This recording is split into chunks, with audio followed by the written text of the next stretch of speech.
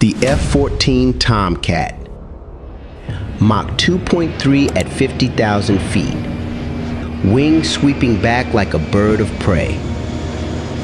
She could track 24 enemy aircraft and engage 6 at once. For 32 years, she stood watch over America's carriers, and no fighter has ever truly taken her place. August 19, 1981. The steam catapults fired, and 2 Tomcats tore off the deck of the Nimitz into a black Mediterranean sky, their afterburners punching 2 long holes in the dark like falling stars. Fast Eagle 102 and Fast Eagle 107 climbed into the dawn and settled into the most boring job in the Navy, flying circles over empty water. 45 minutes in, Kleeman. The radar showed nothing, the horizon showed less, and in the back seat, Vinlet tapped the canopy rail just to feel something happen. Off the right side, Mujinski and Anderson drifted in loose formation, fighting to stay awake. And then the Hawkeye. Ah! 2 bogies, climbing out of Gurdabia, coming in fast. Kleeman's hand was on the throttle before the words even landed, and the Tomcat surged forward like something that had been waiting all morning to be let off the leash. 8 miles out, 2 Su-22 fitters filled the scope, tucked so close together they burned across the screen as a single blip. A hunting formation, nose on, closing hard. So the 2 Tomcats split the way they'd trained 1,000 times. Kleeman as the eyeball, Mujinski as the shooter, the oldest trick the Navy ever flew. "Tally-ho!" Kleeman called, and the merge began. Then the lead fitter flashed fire. Not a hit, a launch, as an AA-2 ATOL ripped off the rail at 300 meters and drew a smoke line straight at his canopy. At 300 meters, there is no time to dodge a missile. There is only time to answer it, and nobody had cleared him to fire. The order was still crawling up the chain of command, from a president asleep in California to a skipper still keying his microphone on the Nimitz.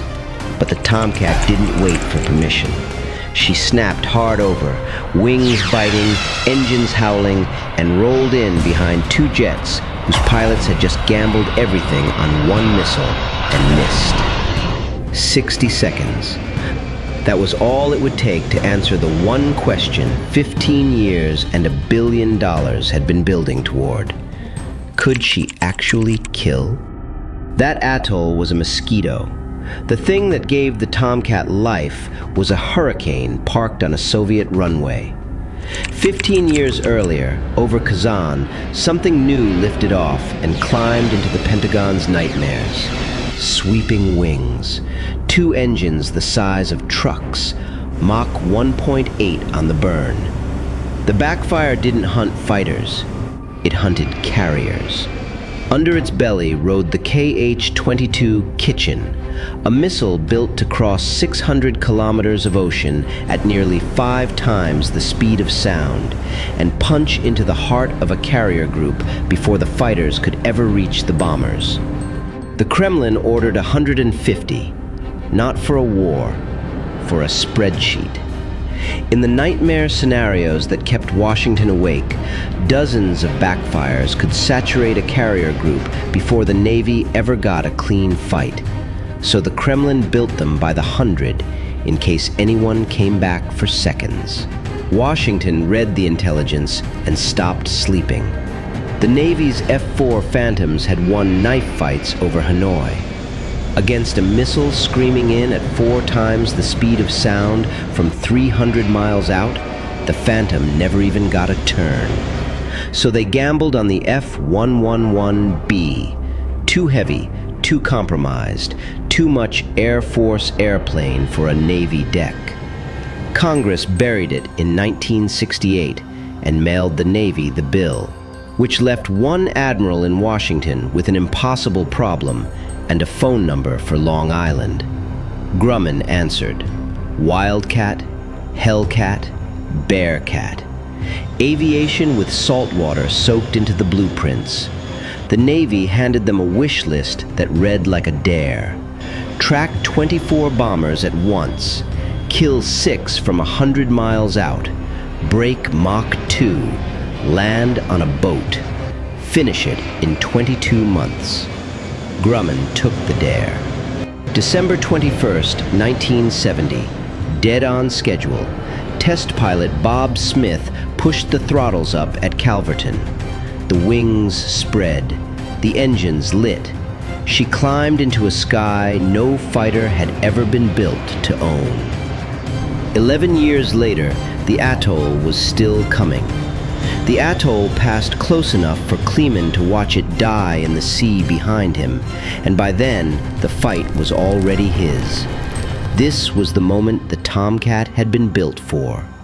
As she accelerated and turned, her wings adjusted on their own.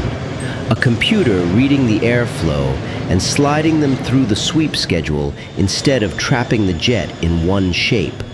Wings forward to claw through a tight turn. Wings back to knife through the air at speed. No other fighter in the sky could change its own body mid-fight. Kleeman came out of the merge low and behind, exactly where a fitter never wants a Tomcat to be. And this was the second thing the Libyan pilots never had a chance against. Long before they saw him, Kleeman had already seen them. Because bolted in the Tomcat's nose sat the AWG-9, the most powerful fighter radar of its era, throwing 10,000 watts down a beam that could pick a target out of the clutter from 100 miles away. It could track 24 aircraft at once and strike 6 of them in a single pass. Against 2 jets flying wingtip to wingtip, it barely had to work. Kleeman didn't need 6 missiles. He needed 1. He settled the lead fitter in the tone, heard the Sidewinder growl as it found the heat, and squeezed. The missile came off the rail, tracked the exhaust, and the fitter's tail simply ceased to exist. The pilot punched out, his parachute blooming against the dawn. The airplane fell into the Mediterranean in pieces. Which is the part that makes the whole story strange, because those engines feeding the Tomcat's power were the one thing everyone hated. The TF-30 was borrowed, temperamental, and prone to stalling at the worst possible moment. Years later, Navy Secretary John Lehman stood in front of Congress and called it probably the worst engine-airplane mismatch we have had in many years, blaming it for more than a quarter of every Tomcat ever lost. On this morning, over this water, the worst engines in the fleet were flying just fine. Meanwhile, the second fitter ran. Mujinski was already on him. The Libyan hauled his jet into a hard right brake, 5 or 6 Gs, desperate. But the Tomcat stayed pinned to his tail like it was bolted there. From 1,000 yards, Mujinski fired. The Sidewinder found the tailpipe, and the Su-22 came apart. Its pilot ejected too, though no one ever saw a good shoot. If the missiles had failed, the Tomcat still had teeth. Buried under the nose sat an M61 Vulcan, a 6-barreled cannon spinning out 6,000 rounds a minute. So hungry, it swallowed its own spent casings rather than spit them back into its engines. But this morning, the gun stayed quiet. 2 Sidewinders were all it took. From the first launch to the second kill, the whole fight had lasted less than a minute. And the radio call that came back, before the Nimitz had even finished clearing them to shoot, said everything. And this is 102, 107, 2 enemy kills. Later, when When the deck crew crowded around the two jets, someone reached up and painted a small silhouette of a fitter under each canopy rail. Kleeman, who had flown 15 years to find out what his airplane could do, said only that she had done exactly what she was designed to do. No more, no less. He didn't need to say more than that. The Tomcat had answered her question. She could kill, and she was frighteningly good at it. And the Navy had no idea yet that killing was the one thing they'd spend the next 30 years barely letting her do. 8 years later, the Tomcat did it again. January 4th, 1989. Different sea, same story.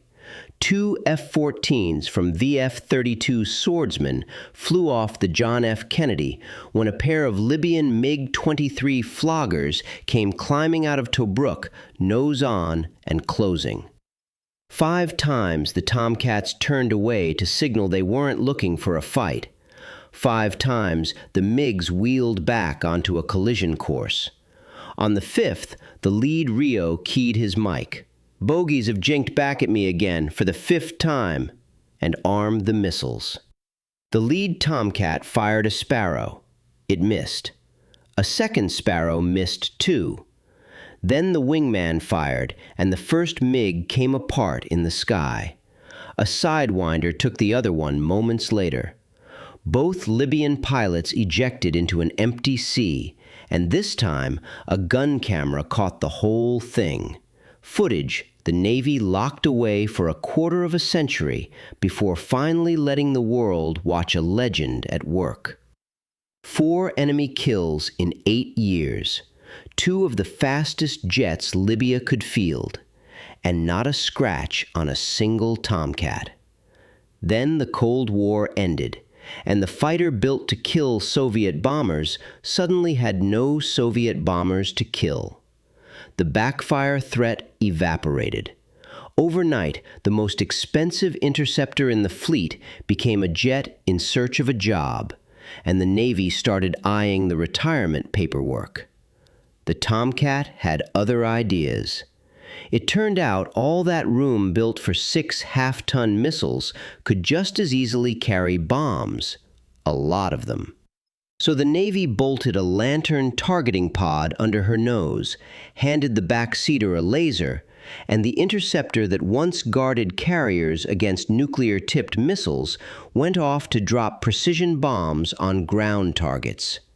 They called her the Bombcat, the kind of nickname you only earn when the fastest hunter in the Navy takes up a second career throwing iron. And she was good at it. Over Bosnia in 1995, she dropped her first bombs in anger.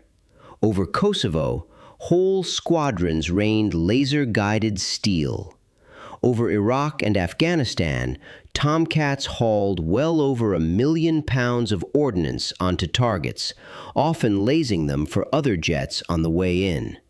The RIO who once hunted bombers 100 miles out was now talking a soldier's voice down onto a compound wall.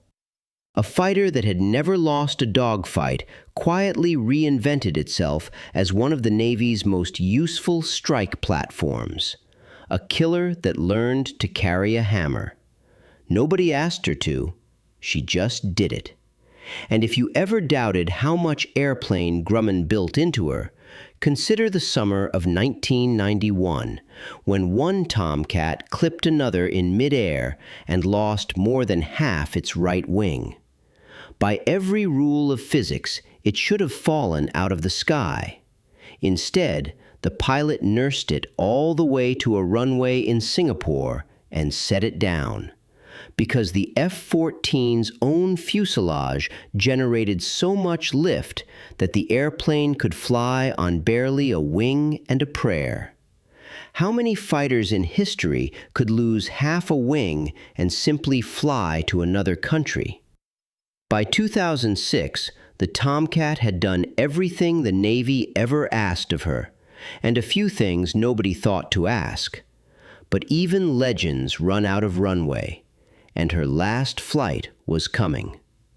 The end didn't come in combat. It came on a runway in Virginia, February 8, 2006. Over Iraq, a pair of Tomcats from the F-31 dropped one last bomb and turned for the carrier. The final combat mission in 32 years of service. No fanfare, just a job finished and a long flight home.